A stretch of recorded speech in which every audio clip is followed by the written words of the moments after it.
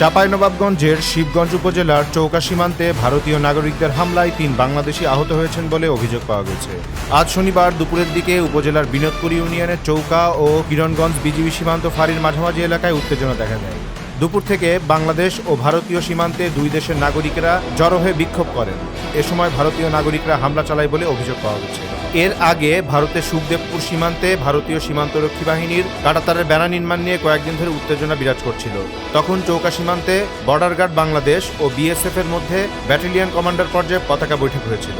সীমান্তের বাসিন্দারা জানান, দুপুরে সীমান্তে শূন্যরেখার পাশে বাংলাদেশের ভেতরের জমিতে গম কাটতে গিয়েছিলেন তারা। তখন ভারতীয় নাগরিকেরা এসে তাদের বাধা দেন। এ সময় তারা বাংলাদেশের ভেতরে কয়েকটি আম গাছ কেটে দেন। এ নিয়ে বাংলাদেশ ও ভারতের নাগরিকদের মধ্যে পাল্টাপাল্টি ধাওয়া শুরু হয়। এ সময় ভারতীয় নাগরিকদের হাসুয়ার আঘাতে ও তাদের ছোড়া পাথরে কয়েকজন বাংলাদেশি আহত হয়েছেন।